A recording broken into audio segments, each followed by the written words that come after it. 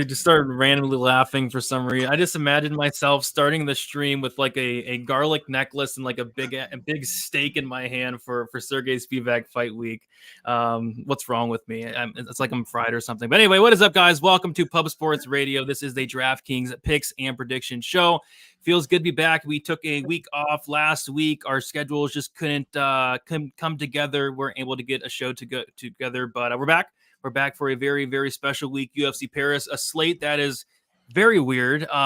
Very weird. Lots of different fights where we've lost some fights. We have some guys that were supposed to fight some other guys. Makes for some really interesting DraftKings stuff this week. So interested to talk about it with you guys on the panel in the chat as well. We'll kick it first. Uncle Weezy, how do you feel about this UFC Paris slate from a DraftKings perspective?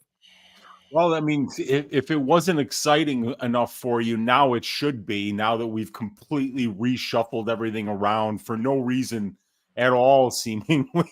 And so we've got some fights that don't add up to 16,200. There's going to be already a lot of debuting fighters, brand new fighters that people don't really know too much about. So tuning in today is going to be a good idea where we'll guide you through all these new debuting fighters. Even got a fighter named Cornhole on the card. We're going to have fun. It's going to be a great time. A vampire, a cornhole. We're going to be in Paris. There's going to be French people peppered up and down the card. So, yeah, let's have some fun, man. Let's go France. Let's do it. Dixon says this card will have the most decisions of the year. And it's funny you say that, Dixon, because I'm actually picking like 7 decisions, which I don't typically do, but yeah, I'm picking like 7 decisions this week. We have Monk in the building. Monk, what is up? You looking forward to UFC Paris? Yes. Are you serious? Are you serious? Really? Spivak got me. He fucking got me, bro. Oh man. Yeah, I'm thrown. I was in traffic, stuck behind a train. I basically had to run the last 40 blocks to get here. Not really, because I never would have made it. But yeah, I think there's a couple diamond in the rough fights on this card. We're gonna get we also have a guy named Zecchini as well to add it to your list there, Weezy. So yeah, very much looking forward to this. I'm excited for Fiorot. I'm excited for the main. Yeah, excited for some of these newcomers as well. So let's get into it. Let's get last but not least, we got Gordo. Gordo, how you feeling about this Paris card from a DraftKings perspective? Oh, I'm doing great, my friend. I get a nice little card in France, some wine, some baguette. On est prêt à y aller maintenant. On peut continuer. Yeah, it's a fun one, man. It is one where I'm excited to break it down with you guys. It's been, 4 weeks since the panel's been all together. Last week, we had a week off. 2 weeks before that, I was in school. Week before that, Weezy was off as well. So happy to see your faces. You guys are looking better than ever, and what better way to celebrate than with a card like this? Yes, sir. Before we get started, if you guys can please all leave a like, subscribe here to Pub Sports Radio. I do want to shout out the chat before we get started. We got Elijah One. You like that, Monk? Elijah One. Nailed it. In the chat. We got Fred Durst. Did I get that right? Fred Durst? Is that good, Monk? Fred Durst.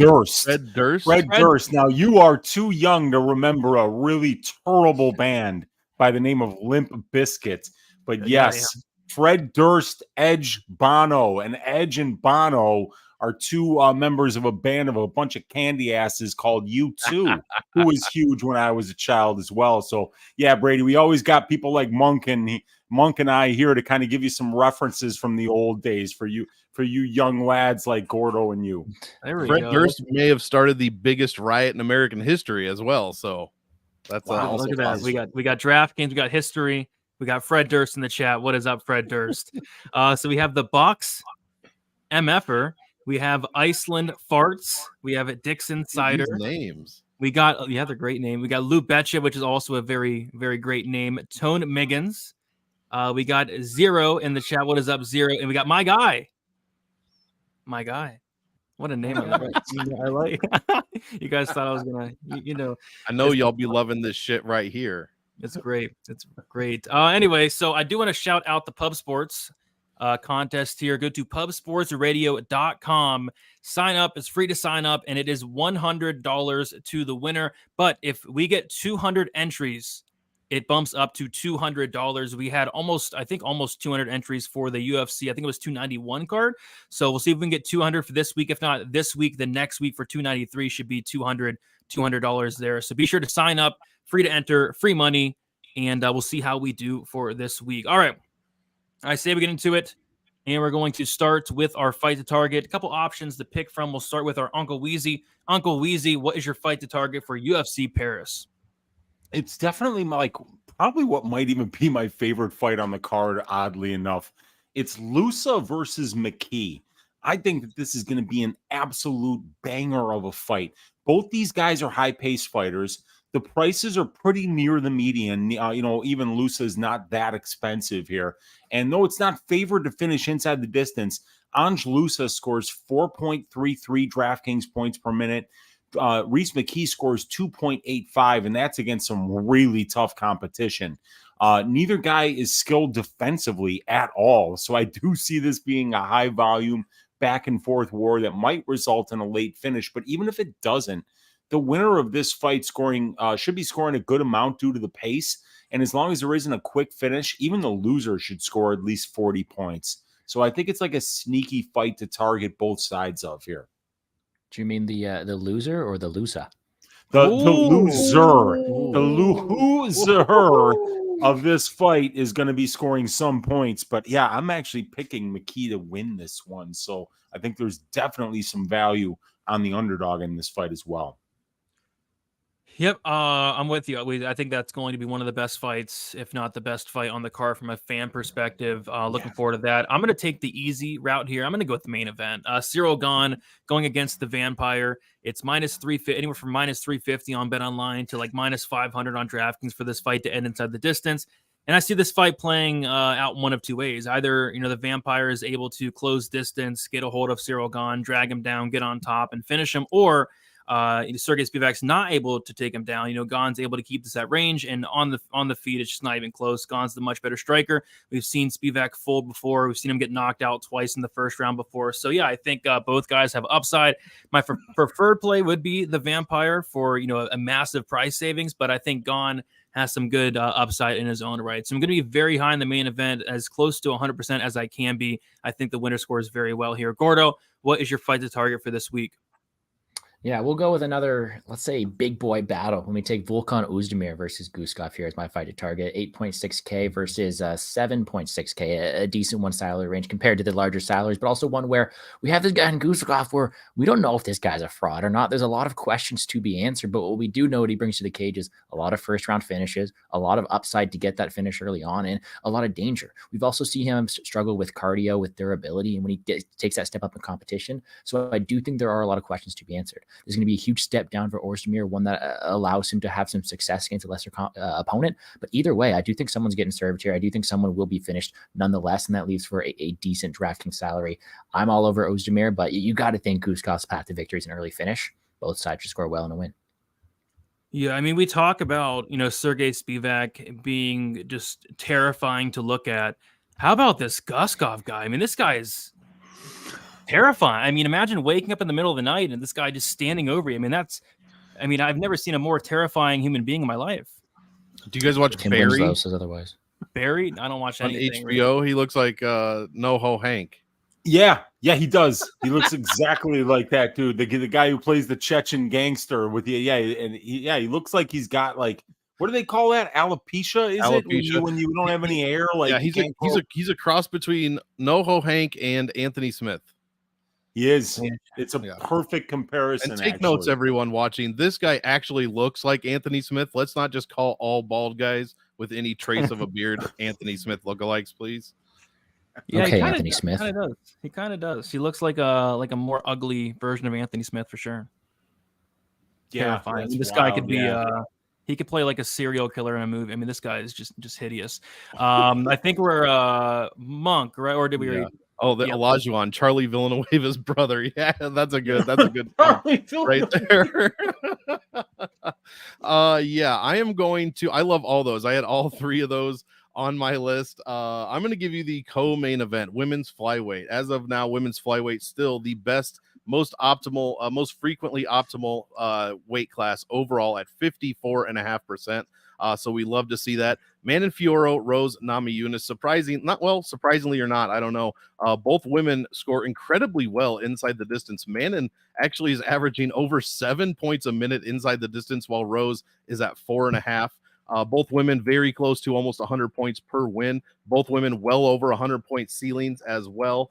Both women control a ton of grappling time. So I'm thinking that Fiorot is going to be able to do something on the feet, maybe rack up some points there. If either one of them lands a takedown, I'm expecting a lot of ground and pound. And in Rose's case, I'm actually going to have much more of her than I originally would have thought coming into this card at 7,300. That's some decent possible value there in a win. Lastly, both women have made the optimal lineup twice so far since 2021. So I love this fight. Love women's flyweight fights for that huge optimal percentage. And yeah, I'll give you the co-main event as a good fight to target.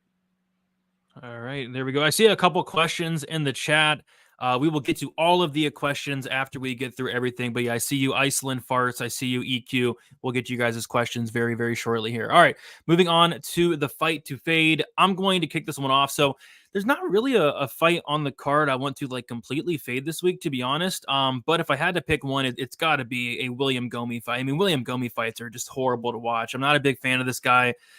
This is one of those fights where there was like an opponent change, and now William Gomis is fighting Yanis Ghemmouri. Ghemmouri is a guy that's 6,000. Like, if anything, I'm playing Ghemmouri here at 6,900, but William Gomis just does nothing. He's landing less than 2 strikes per minute.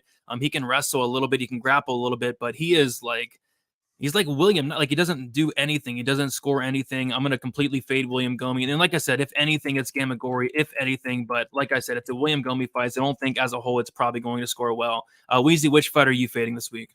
Yeah, I wrote up Ghemmouri versus Gomis as well. But I mean, I could also give you Caolan versus Farron, in that with Jacqueline Caolan, there is a chance that she finishes the fight. But if she doesn't, she's not paying off that salary, so that she kind of has to get that finish there. And even though they're setting her up for it, Sarah Farron's huge, and it may be difficult for her to close the distance. And, I mean, with Sarah Farron, you just don't know, that you're not getting any grappling upside there either. So you either have to be really confident that Caolan maybe gets a first round finish, gets you triple digit points, because if she doesn't do that, I don't think the way that she fights is going to be something that leads to even 100 points with an early a second or a third round finish here. So, yeah, I would stay away from that fight as well as the Gomis fight. Yeah, I don't hate the fade on the Caolan fight, not because I don't think she scores well, but I think because it doesn't even happen. I think Sarah Farron's probably going to weigh in at like 148 on fight day, miss weight by 8 pounds, and the fight's probably going to get scrapped. So I'm not really sure. And by the way, it was supposed to be at bantamweight. They just recently moved it to catchweight, and I still think she can even miss weight at catchweight, because when she was supposed to fight Josiane Nunez a couple years ago, she weighed at like 147 in a catchweight. Yeah. Fight was off. So we'll see if she makes weight. But by the way, she's like 36 or 39. I still haven't got confirmation. Like 39. She's 39 on UFC stats, and they're the ones that have to pay her. So she can't give them like some fake younger identity when it's not really her, because it'll be the tax authorities will be looking at it. So that's what you always get the most reliable age measurement from the UFC, because they're the ones paying the athlete. Yeah, if she is 39, like that's ridiculous. Then my goodness, 6-5, 0-3 in the UFC, 39. I'm not sure what the UFC is doing with this one, but Monk, which fight are you fading for this week? She also gives up well over 100 points per loss, so love to see that as well. Yeah, I'm only fading one fight actually, and really it's half of one fight, and that's the Jocelyn Edwards. Nora, I believe you called her cornhole earlier, cornhole. Yeah, Jocelyn Edwards fights, 6 of them so far. You could make an easy argument that she lost her last fight to Pudilova. She's getting outscored overall, and especially inside the distance, scoring only 80 points per win. I don't like any stats, as I mentioned in my game theory video, that I saw for Jocelyn Edwards. And Nora, you're just going to have to do your fight tape on. But yeah, all 6 of Edwards' fights have gone to decision. If this one goes to decision, which hopefully it will, no one's going to be, I'd be shocked if somebody put up more than 85 points. So give me the fade on this one. But yeah, it was pretty difficult for me to find a fade this week. Yeah, we don't have a ton of fights to work with this week. And like I said, we probably lose the Farron fight as well. Gordo, which fight are you fading for this week? Yeah, I know this one kind of goes against Monk's thought process, right? With the unequal salary, the unoriginal salaries, but I'm not a fan of the Gomis fight either. I think this guy likes to slow down fights way too much, and I think although he might have some potential to mix in some wrestling that he didn't have last time, truly at 8.4K, this guy is not someone you want to be rostering too often. So no matter who he's facing, the way he slows down fights, the way he doesn't care about the fans, he just cares about his record, which, you know what? Respectable, but not someone I want in my DraftKings lineup. I'll be fading the William Gomis versus Ghemmouri fight. Yep, right there with you. All right, let's move on then to our fighter to fade. And I'll start with you, Monk. Which fighter are you fading for UFC Paris? Well, I'm going to go ahead and fade. I'm going to go Thiago Moisés. To be completely honest here, his DraftKings stats are just not good overall. His last two are the exception in which he beat Melky Costa and Giagos, I believe. Two guys which he should have smashed and should have put up well over 100 points against. But you add those fights to his total, and then you get his average DraftKings points per win, and it's still 80. So he's dropped well over 100 and some points in his last two wins, and his DraftKings points per wins is still 80. I think Hernandez, he put up like 51, something like that. He's only scoring 2.5 points a minute. At distance, it's 1.36. Inside the distance, he's only over his opponents by 1.5 points there. Just not impressed here with Moisés overall, and Saint-Denis is going to come out like like Saint-Denis always does. So I'd be pretty shocked if Moisés, I wouldn't be shocked if he won, but if he won by decision and put up like a giant score, like 90 or higher, I would kind of be a little bit surprised. So give me the fade on Moisés, which everybody seems to like to want to play this week at his salary. I think 7,700, something like that. Yeah, so I was looking up Kim Winslow, right? And I've never been so tempted to watch a video. So this is the worst Winslow moments. It's 9 minutes long. Kim Winslow made history as the first woman to referee a UFC fight, but being first to something doesn't always make you the best. We look at the fights and moments the first lady of officiating will, and then it didn't stop. I'm curious to see what this. I'm gonna save this for later and watch it later. But I thought that was pretty funny there. I was looking for the. Wait a second. That's not Kim Winslow, is it? That's not. Is that Kim Winslow in a clown outfit? It can't be. Please tell me no. It says Kim Winslow stock photos, high res. Dude, those hands look very feminine. I think it's Kim Winslow. That's true. They do, don't they? Right? They look very feminine. Like that's a dude's tie, but those hands look feminine to me. Holy crap. But yeah, I will enjoy that Kim Winslow video later on my own time. But right now we are talking some let me take this off the screen. DraftKings. And yeah, that was super distracting. I couldn't take my eyes off it. It's hard to take your eyes off of Kim Winslow, I'll tell you that. I'm gonna fade Caolan Loughran. He's 9,300 and he's a plus 140 underdog. I mean, you do the math. I mean, it doesn't make sense to play Loughran. I don't think he's bad or anything. I actually do like Lapilus to win this fight. I think this fight probably goes the distance as well. 9,300. I can't get there for Loughran. Weezy, which fighter are you fading for this week? I guess Daniel Covert said she clowns on the side. I mean, what? Is that true? I mean, what does that even mean? She clowns on the side is probably one of the funniest fucking sentences I've ever seen. We got to take a little bit of a break and figure this out, because if she's, I mean, can we hire her as a clown? Like, just throw a party for the sole reason of, like, you guys, we have Kim Winslow coming as the hired entertainment, and she's gonna dress up like a dude and do clown shit. I thought she was a mermaid. Now she's a clown? Like, make up your mind. She's multi-talented. Yeah, that's why we've got to. Is she really doing clowning shit on the side? She's a clowning on the. She clowns on the side is so fucking funny, dude. No, stop it. Go down. They did not put that chick from Better Call Saul, the prostitute, when you Google Kim Winslow, right there, above the heart. That is wrong. Whoever did this is wrong. Whoever did that. That's fucked up. Is that Kim Winslow? No. That's Homie the Clown. Homie don't play that, Brady. I don't know if you know that about Homie. I don't know. Homie don't play that. What are we doing? What am I supposed to talk about? Who are you fading, Weezy?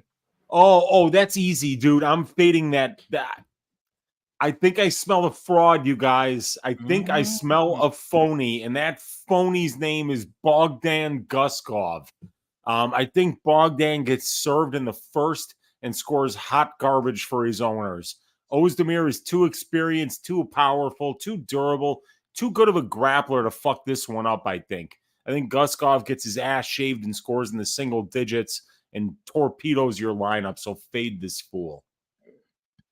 All right, and then Gordo, who are you fading this week? The fade is Loughran. I can't even pronounce that name properly. And that's someone I fade at 9.3K. But otherwise, someone that Monk briefly mentioned, Jocelyn Edwards, 8.3K. Not someone I can get behind. Betting on to I have a clip. I think she has potential in winning this fight as a whole. But truly, man, she doesn't score well. She has more decision equity than everything. And in her win, she scored 65, 82, 99, and 76. No grappling equity, although decent volume. Not much finish equity either. She's not someone I can really get into roster at 8.3K. Yep, I faded her myself. All right, let's keep moving on. Let's go to our favorite dog here. A couple dogs sticking out. Let's start with you, Gordo. Which is your favorite dog for UFC Paris? Yeah, favorite dog-wise, let's go to that main event, Sergey Spivak. And it's not necessarily that I'm picking him to dominate this fight. I just think that when he wins this fight, he's going to score very, very well. He also has an on-paper ground advantage that could go out there and lead to some more high scores. We just saw Gane struggle against a couple fighters on the mat here, and you think that you have a on-paper matchup for success for Sergey Spivak, one where he scores very well in his wins. I mean, in his last 3 wins, he scored 134, 135, 113. And although he's getting a very talented striker in front of him, those are numbers you cannot disregard. At a salary saving of 7.5K, he's definitely someone I'm going to look towards targeting because when he wins, he is going to score very, very well. It is a risk considering the high-level kickboxing in front of him, but one where if he does win this fight, he is probably going to be in the optimal lineup. Yep, I'll be talking about Spivak later on down the show. Weezy, who's your favorite dog this week? Oh, it's definitely Spivak. I mean, there's a massive hole in Ciryl Gane's grappling game that we all knew was there from day one, if we're being honest with ourselves. Not many guys in the heavyweight division, though, are equipped with the proper set of tools to exploit grappling weakness. But Sergey Spivak is definitely one of those dudes. If you can't stop a takedown, this guy's going to drink your blood in front of a rabid, bloodthirsty crowd. And Ciryl Gane can't stop a takedown. So I think it's just a matter of time before Sergey gets a takedown, gets to a dominant position, and finishes Ciryl. Great value, high grappling upside for the 700-year-old out of Transylvania. Absolutely. Yeah, it's Spivak for me, but I will give a different one here. I'm going to take a shot on the newcomer, and there's like 50 newcomers, but the newcomer I'm taking a shot on is going to be one Nora Cornhole. I'm a big fan of cornhole. You know, I love playing it out in the yard with friends and family. And I'm kind of a fan of cornhole in this matchup as well. So it's weird with cornhole. She looks really good. She looks like she can go out there, mix in takedowns, and that's kind of what Jocelyn Edwards has struggled with throughout her career. But, you know, she's just fought nobody. You know, she's 34 years old at this point. She's only been, you know, fighting MMA since like 2020. Like she just started MMA, so it's kind of sketchy in that aspect of things. But you know, like I said, the one thing that Jocelyn Edwards does struggle with is the takedown defense. We saw Jessica Rose Clark take her down, and when she gets taken down, she just doesn't get up. On top of that, we're in France, so if it's a close decision, could go towards cornhole there. So yeah, I'm gonna take a shot on her just because I'm kind of struggling for underdogs. Like outside of Sergey Spivak, there's not a ton of underdogs I really love this week. Monk, who's your favorite underdog for this week? I agree. Yeah, I like the upside of Spivak a lot, but I'll give you somebody different way down the list. Cledson Rodriguez. Yes, I know his only win in the UFC is Shannon Ross, and he obviously should have dominated that fight, and he did. 131 points. I mean, he finished it in less than a minute. Did lose to CJ Vergara, but what's more interesting is he scored 60 points in that loss, 60 and a half to be exact. Meanwhile, Farid Basharat, everybody says he's the lesser of the two Bash brothers. We will have to see about that one. First fight, Damone Blackshear allowed, 42 points in that fight. So another big score from a guy in a loss here. Now I'm pairing these two together. I know you're not supposed to cap this way, but I don't have much to go on for stats or underdogs for that matter. So give me the possible upside of Cledson Rodriguez, even in a loss. You know, if we see a 40-point loss at 7K, that might be okay for cash. It's still not ideal, but it could be much, much worse. And it opens you up to get some of those more expensive people as well. So get a little different. Love the upside of Spivak, but give me a little bit of Kledson Rodriguez here as well. Hot take. I have a question in the chat. Who in the panel is acting like Spivak is Blades? Maybe me, but like at least look, he's not Blades because Blades hasn't been shooting for takedowns lately. I don't know if you guys have noticed that. You know, he's the one that's actually fallen in love with his hands. And you know, if you're on that Spivak side, man, are you praying that this dude doesn't fall in love with his hands against Ciryl Gane because he's going to be sleeping pretty soon into the fight if that's the case. So he better not act like Curtis Blades and go out there and shoot some takedowns here. And the thing too, I highlighted it myself there. It's not like we're saying he's going to dominate this fight. We're talking more about win conditions, and we're talking about Draftkings, about all the underdogs. Whoever has the most success on Draftkings as an underdog in a win is probably Sergey Spivak. Not saying he does it 100% of the time. It's just when he does, he's going to score very, very well. Yeah, he has a path for sure. All right, let's move on to the prize pick section then, and I'll kick this one off. I know Uncle Weezy agrees with this one here, so I'm going to go with the Volkan Oezdemir. I'm going to take the more on the fantasy score, and I'm with Weezy. I think it is probably in the first round, but if not the first round, I think it's probably in the second.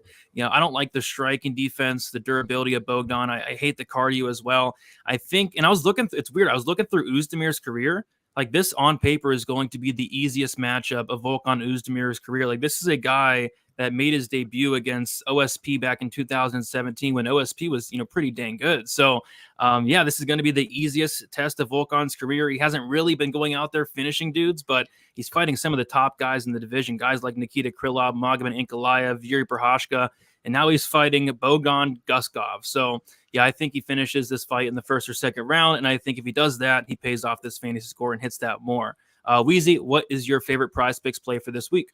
Yeah, that was actually it. The more than 87.5 fantasy points for Oezdemir, because I kind of feel like his win condition is a first or a second round finish here. This guy Guskov doesn't really have more than 4 or 5 minutes of cardio from what I saw on tape. So I think that's a good one, but I'll come up with something else. You other guys go here.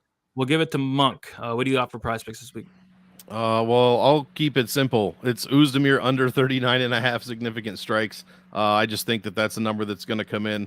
I think if he lands 40 strikes, it either somehow goes to decision or I don't know what else. I just don't see this one going. I mean, one of these guys get knocked out, and I side with you guys. I'm on Oezdemir's side here, so hopefully first round finish. Definitely won't land 40 strikes in the first round. Daniel asking, when was OSP? OSP actually used to be good. He used to be good. Off the title. Yeah, he actually used to be good, believe it or not. I know it's hard to imagine because he's looked awful lately, but he did actually used to be good a couple of years ago. Gordo, what is your favorite prize picks play for this week? Yeah, before I hop into mine, Debo Samuel's in the chat, and he says that Bogdan does not get Oezdemir. If you think that's the case, then go with Monk's play, right? Under on the strikes that way as well, because that way you cover both bases that way. I do think it's a fight where Bogdan's win condition is an early knockout, so I don't mind Monk's play that way. My turn, my play is going to be one where we'll talk about what Mystic Listo wants to talk about. No McKee dog love? Not necessarily. We're going to go with Angelusa over 1.5 takedowns. And I'm not saying Angelusa is a lock of the century on this card. What I'm saying is if he wants a chance of winning this fight, he's going to have to implement the wrestling. Angelusa gets hit a ton in this matchup. And Reese McKee with 100% finish rate is a very, very good striker. Tons of volume on the feet. And I do think he's going to be winning the optics and the striking. Now, the reason that Angelusa is a favorite in this spot is because we have on one side of things, Reese McKee, a guy with a 0% takedown defense. Albeit skewed against the likes of Kazmat Chimaev. He allowed 3 against Morono, has been taken down several times before in the regional scene. And you really have to think that if Angelusa wants to live up to his price tag, it's going to involve some takedowns, probably some control time. And I do think that he is overall the more physically imposing fighter and the better grappler.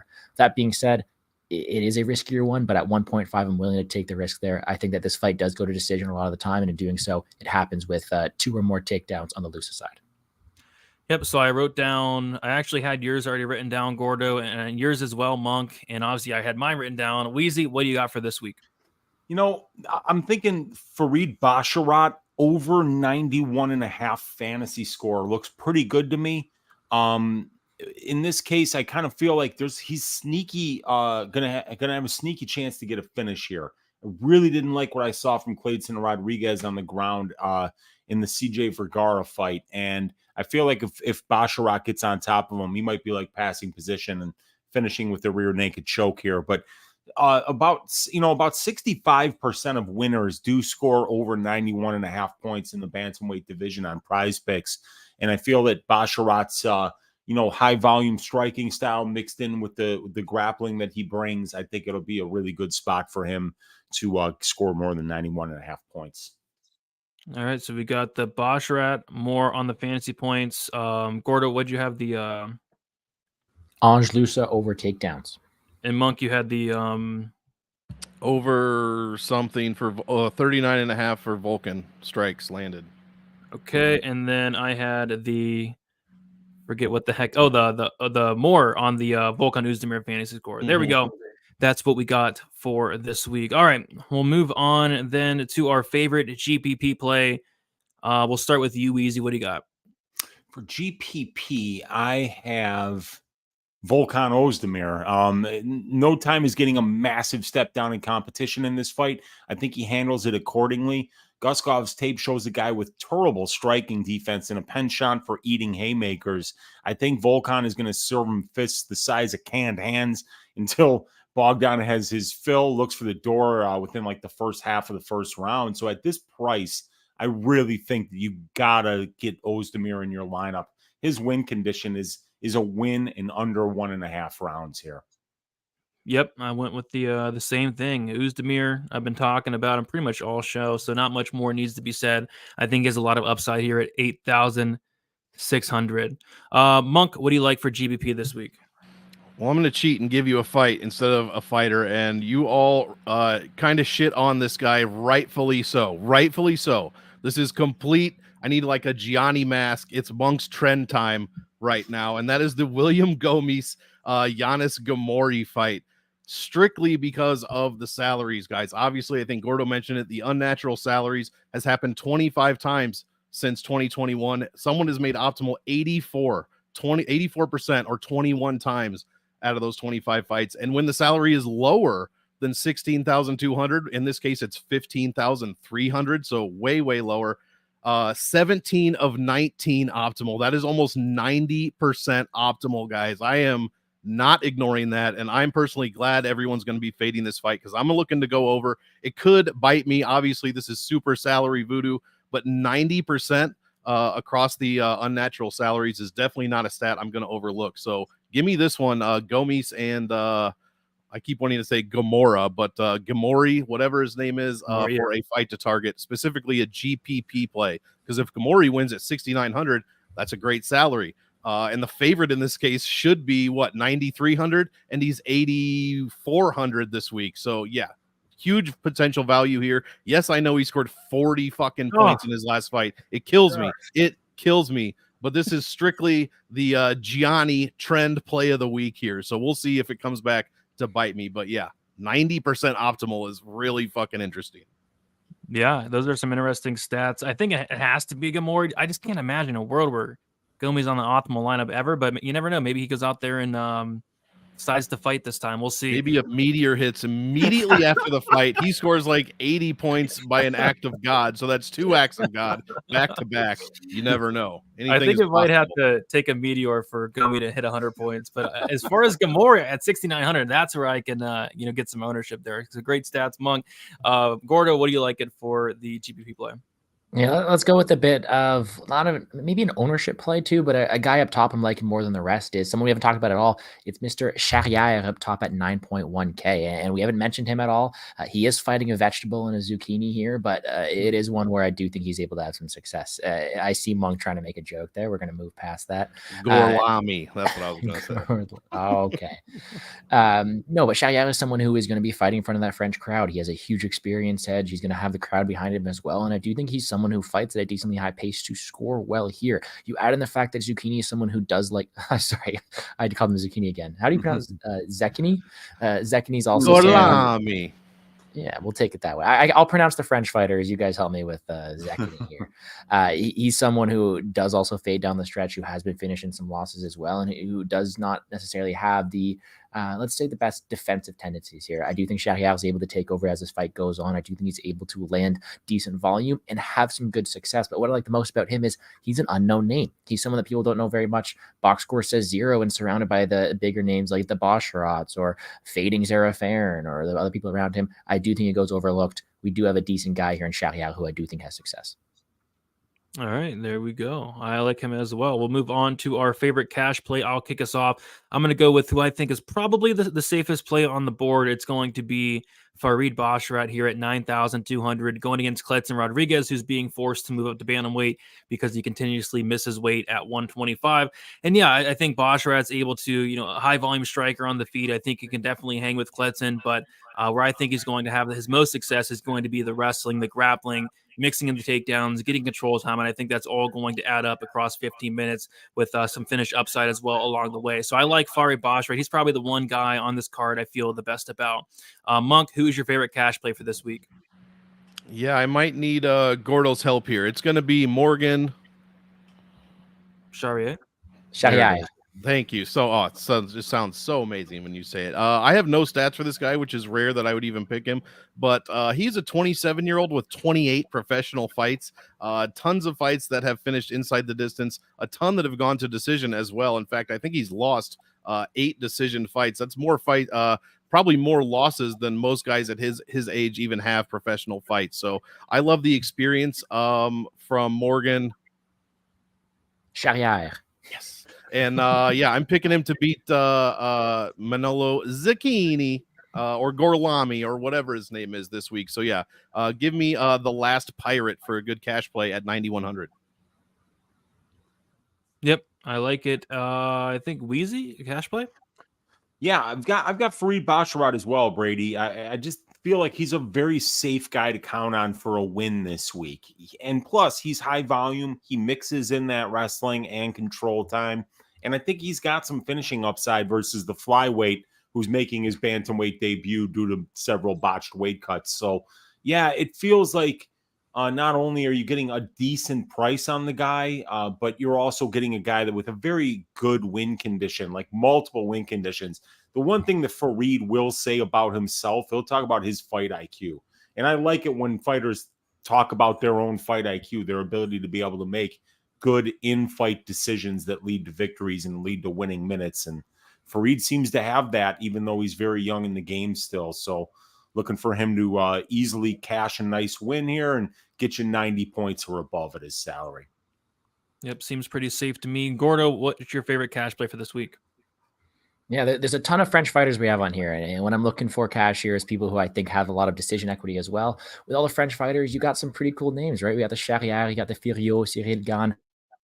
Let's go with the most English-like name from a French guy, and that's Taylor Lapilus. Like, this guy is someone who I'm going to be playing here. No way to put an accent on Taylor. It's just there.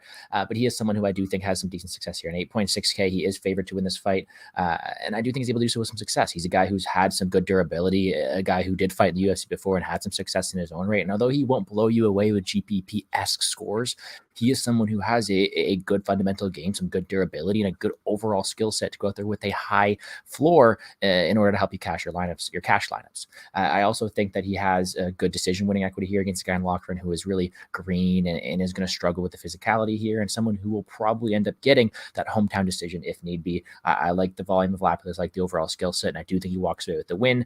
Riskier considering he just put up 61 points in his last win, but I'm looking just for someone with a high floor here, and I think he has one of the highest floors on the slate. There we go. Yeah, I like Lapilus myself. All right, let's move on to our favorite value play. Looking for some value here. We'll start with you, Uncle Weezy. Who's your favorite value play this week?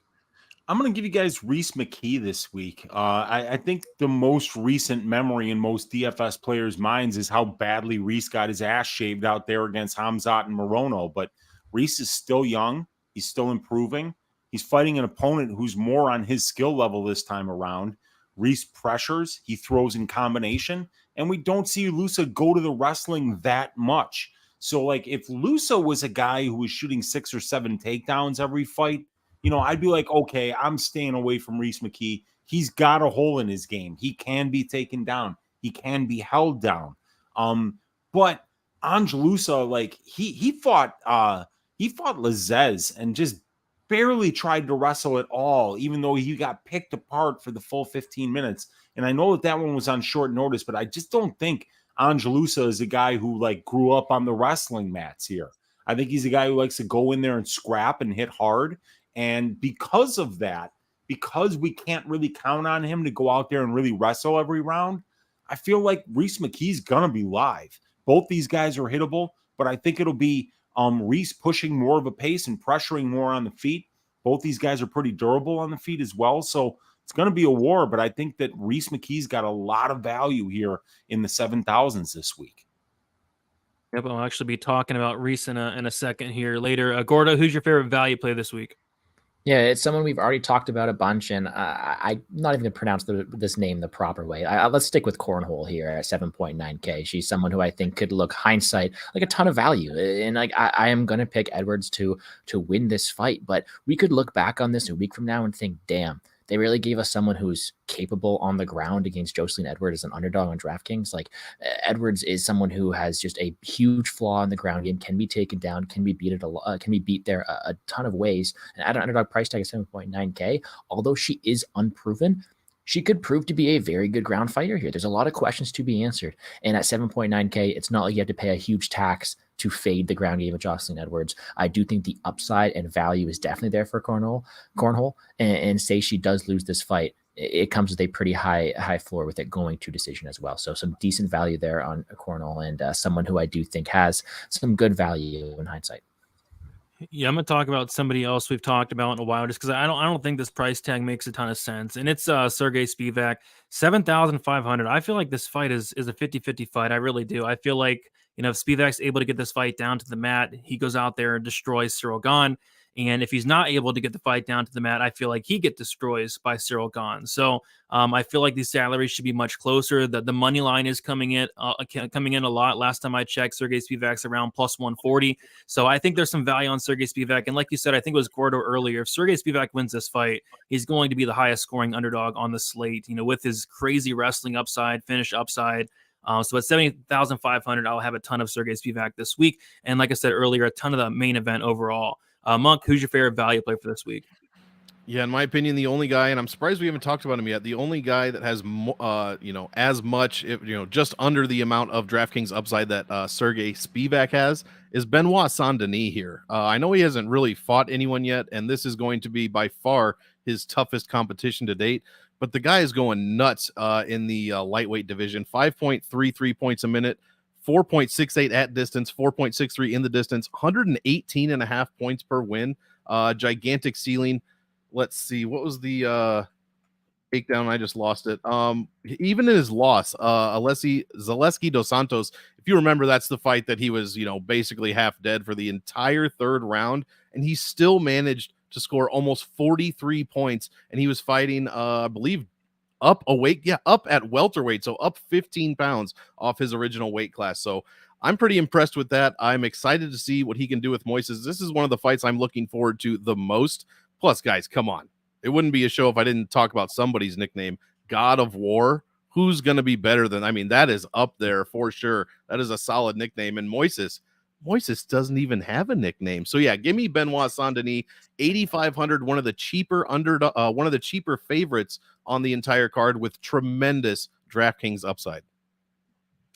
Yeah, I think from a DraftKings perspective, he's definitely somebody you can't ignore this week. And Terry, I see your question in the chat. We will get to that within the next 5 minutes. We're almost finished with these. We're going to get to our... Did I forget anybody? I don't think I did.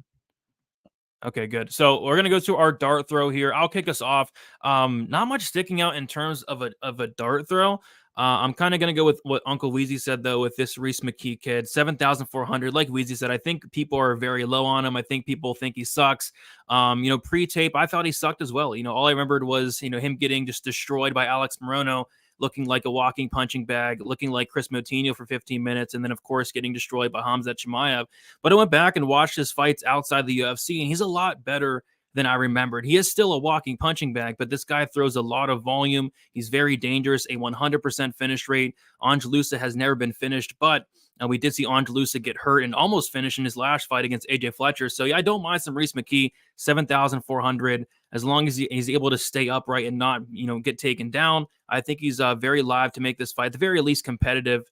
So yeah, don't mind some Reese McKee there as far as a dart throw. I don't think many are going to be on him this week. Monk, who's your dart throw for this week?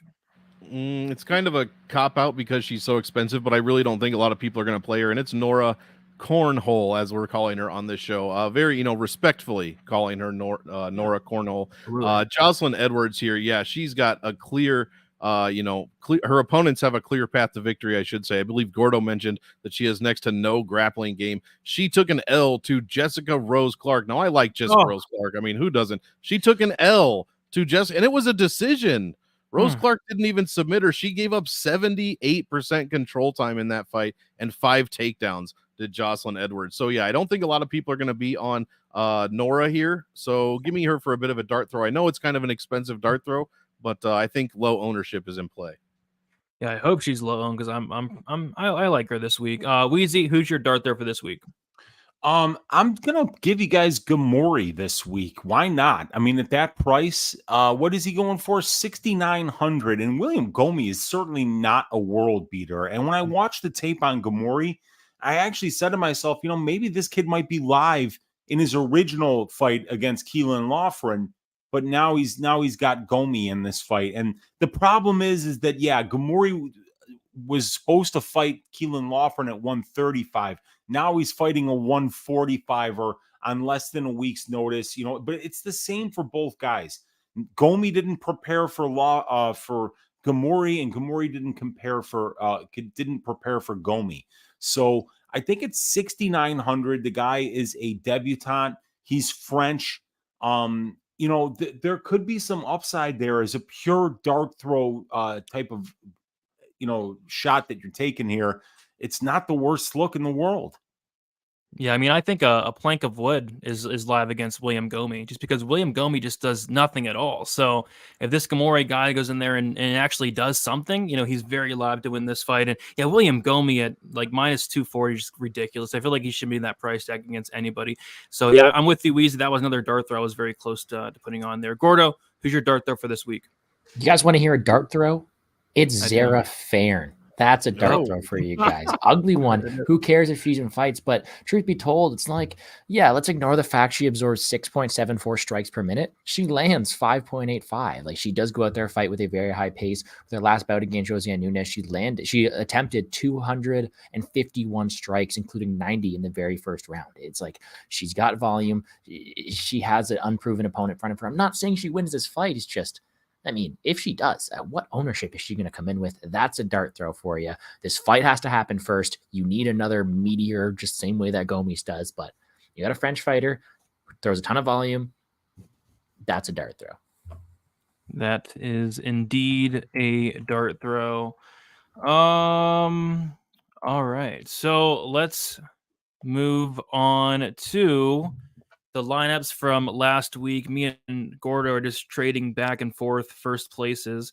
Looks like Gordo, it caught me. He got me last week. Last week I was in fourth. I had Max Holloway 96, Rinya Nakamura 85, Kinoshita 6, Njokuani 12, Kazama 6, and Liang Na 25, 232.5. In third place was Monk with Holloway 96, Nakamura 85, Blanchfield 80, Njokuani 12, Porter 1, and Korean Zombie 14, scoring 290. That's right. And then in second place is Weezy, Holloway 96, Tafa 103, Kinoshita 6, Smith 73, Tyler Santos 30, and Kazama 6, scoring 316. And then, man, these scores are awful. We did Gordo, Holloway 96, Nakamura 85, Ola Zaychuk 117. There we go. Smith 73, Kazama 6, and Bresky 5, scoring 384. Congratulations, Gordo. You did it. I did it. What an ugly one. Did we all wake up for that one and watch JJ Aldridge almost lose a fight like that? Or sorry to bring up some Na Liang, Brady. I'm so sorry. No, I'm happy with her performance. She cashed 3 unders in a row for me. Nice. I'm happy for her too. Then. She did her job. Hopefully she gets one more in there. But yeah, in terms of the current standings, we have Monk with 11,658.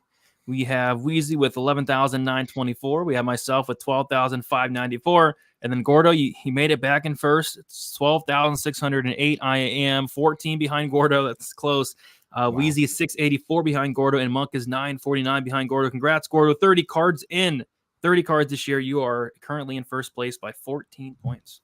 And who knows? Probably at this rate, we'll be switching it back again next week as well. But we've been back and forth, and I'm looking forward to see what you got this week.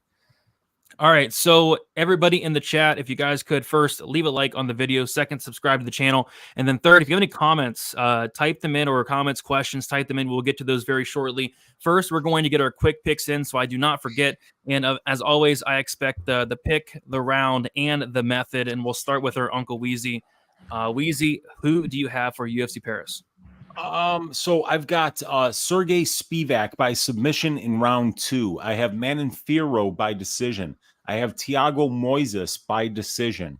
Volkan Oezdemir is Uncle Weezy's ass shaving of the week to win by knockout in round 1. And also the Bootsy Collins Memorial Dogs Are Barking pick of the week this week is Sergey Spivak. My dog was always afraid of vampires, so I am making Spivak the underdog pick this week at plus money. William Gomis to win by decision. Morgan Charriere to win by second round submission. Nice. Taylor Lapilus by decision. Reese McKee, Skeletor by decision. Nora Cornhole by decision. Farid Basharat submission round 2. And Jacqueline Cavalcanch second round knockout. There we go. So I'm picking like a million decisions. The first one I am picking a finish, but I like I said, I think this fight's probably going to be canceled after Zerafirin shows up weighing 157 for a 140-pound catch weight. But if she does show up, I have Cavalcanchi's second round knockout. I'm taking Basharat decision, Cornhole decision, Lucid decision, Lapilus decision, Charriere second round knockout, Gomis decision, Oezdemir KO1. I'm taking Saint-Denis decision, Fiorot decision, and Spivak sub 1. Monk, what are your quick picks for this week? Well, I think I even have more decisions than you do. I'm going Cavalcanti decision, Basharat decision, Edwards decision, Lucid decision, Lapilus decision, Charriere decision, Gomis decision, Oezdemir round 1 KO, Saint-Denis decision, Manon Fiorot decision, and Nosferatu. We'll go, I like the round 2. We'll go round 2 submission, just like Weezy. I like that. Dang, I had 7 decisions. You have 9 decisions. 9 Gordo. decisions. Wow. It's going to be 9 favorites. A non-violent card, I think. Gordo, what do you got for this week? I haven't counted my decisions yet, but I would like to preface by saying there's a lot of fighters that I'm playing on DraftKings, but gun to my head, I'm picking the other side, starting with the main event. I am picking Ciryl Gane to go out there and get a 4th round knockout. Then we're going to take Manon Fiorot by decision, Benoît Saint-Denis by 2nd round KO, Volkan Oezdemir KO1, William Gomis decision, Morgan Charriere decision, Taylor Lapilus decision, Ange Lusa decision, Nora Cornhole decision, Farid Basharat decision, and Jacqueline Cavalcanti decision. Wow. Look at us go. Yeah, lots of decisions. I feel like we're in London with all this non-violence. But let's get to some questions. We have a ton of them. Iceland Farts saying, how do you guys usually do in your DraftKings lines? It all depends on the week. Obviously, there's good weeks, there's bad weeks. It's a lot like betting. Sometimes you'll do really good. Sometimes you'll do really bad. Sometimes you'll break even. It really all depends. This can go to Weezy. Shout out to Debo Samuel. He's saying Bohan or Oezdemir. Well, I'm definitely going with Oezdemir here with the ass shaving of the week. You know, I mean, I think that Bogdan's highlight reel looks great. I mean, if you're one of those dudes who likes to see fat dudes get knocked out, man, go watch Bogdan Guskov's highlight reel because you're going to laugh your ass off. There's just fat dudes just falling face first into the canvas. But, you know, Volkan is going to be a much better opponent than what this guy has seen thus far. Even when I remember somebody was saying on Twitter that, like, you know, Bogdan kind of reminds him of Oezdemir when he came into the UFC. But the difference was that Oezdemir was fighting in Bellator. This guy is fighting in Uzbekistani backyard promotions, with guys that cover up the first time they get even slightly touched with the jab. I mean, a couple of those fights look like flat out works. So I'm smelling big time fraud vibes here. But also just look at the last 5 guys that Oezdemir has been in here. He's taking 10 steps down the ladder, and it's a short notice opponent. So I got to go with Volkan. Yeah, right there with you. This one can go to Monk. So, he's asking Fred Hurst, why did you cause so much havoc at Woodstock? What happened in Woodstock in '99? I was only 1 year old at the time, so I don't know. Monk, enlighten me. What happened? Well, first of all, the documentary is fantastic. You should watch Woodstock. I think it's on HBO or Max, whatever the fuck they're calling it nowadays. But yeah, they tried to recreate Woodstock like 25 or whatever years, 30 years later.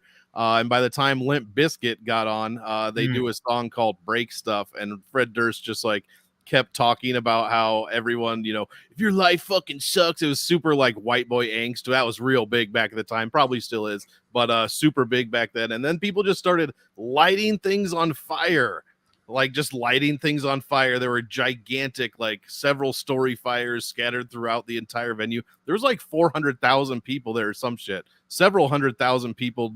The bathroom, there wasn't enough bathrooms. There was no water. It was the literal definition of a shit show, to be honest. Wow. And it was like the third day of no water, no bathrooms, no sleep, no good food. And then Fred Durst is like, don't you hate it when stuff sucks? And then people just destroyed everything.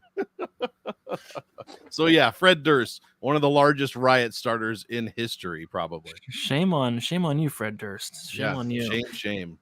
This one's for the panel. Most likely fight to end in a draw? I don't really see any, really. Gomis, all 10-10s. Oh, Gomis, nothing happens the entire. I could see that. It's okay. But other than that, I don't really see any draw. But you never know with like a point deduction or something. So nothing's really sticking out to me. Fights to end in a split. I think there's a lot. I mean, I think a lot of these fights go the distance. We got the corrupt judges. I think we could see a lot of splits. Most likely, though, the Gomis fight, because they don't know how to score it. Anything sticking out for you guys? It would be a trend to see Charriere go to decision. Have you seen that guy's record? He has like so many split decisions. Yeah. Mm-hmm. Split decisions, majority decisions. I think his last 4 losses are either by split or majority decision. And some of them even been 5-round fights, I think. Lemon shrimp, pepper shrimp, Cajun shrimp, all kinds of decisions. Let's see here. Chad is kind of flying by. It's shout out to the Blue Moon. That's why Gomis is going to make the optimal lineup this week. It's the Blue Moon this weekend, guys. Yeah, once in a blue moon. Come on, Gomis, 90% optimal. We can do this, right? We just got to manifest it with the Blue Moon. Put your fucking crystals together. Get your crystals out. God, me and Jared Cannonier are getting our crystals out tonight. My goodness. We'll I'm gonna send Kim Wislow the clown on you. No, that's fucking frightening as hell. Let's see. No McKee. I think I talked about McKee for my dart throw, and Weezy talked about McKee for his value place. There's a little bit McKee love there at that price tag. This one can be for the panel as well. Guys, sorry to skip ahead, but do you think JDM should be plus 110 against Kevin Holland at 916, which that's coming up? What is that? And that's the Noche card, right? Yep. Yes. I'm putting together the stats for that right now. It's going to be a striking guy, and that fight scares me. Yeah, it should be probably lying close. Both guys really good strikers. I don't know. I don't have a strong take. That's going to be both guys really good strikers, and one guy also knows a lot more jiu-jitsu than the other one. I think it would lean JDM just because Kevin Holland's an idiot, but that's also in effect. That should be absolutely in effect always with Holland, man. If I had bet on him against Wonder Boy, I would have put my own head through the TV. Like when he was letting him up, I would have been just like losing my mind. Yeah. Just a disgusting fight I get from Kevin Holland. All right, we got that one. This one can be for Weezy. Who do we have in Gomi versus the wacky waving inflatable tube man? Dude, those inflatable tube men are tough, man. They got super long arms. They're unpredictable. Like, their punches come from wide angles. And plus, it's a debutante. Like they might just come out like an absolute, like blasting like Yosemite Sam. you never know, man. I would not be laying that juice on William Gomis. He just fights too close, so it's fine to take a fighter like that at plus 150, but when you're laying minus 250 on a guy who's in a lot of close fights, that's terrifying. I mean, I think that the Ghemmouri money line is probably the safer long-term side to play on that fight. And then just real quickly, and we'll head out of here. This one go to Weezy. Weezy, how do you pronounce Nora Cornhole's name? Yeah. Last name. So my girlfriend is French. She was born there. She speaks perfect French. So I was asking her about Charriere and Fiorot and like a lot of the correct pronunciations. I'm like, how do you pronounce this one? I put that in front of her. She just goes, cornhole. Completely in her American accent, she said cornhole, and I'm like, I'm going with that. So I'm going with cornhole. That is from a real French person. Cardinal.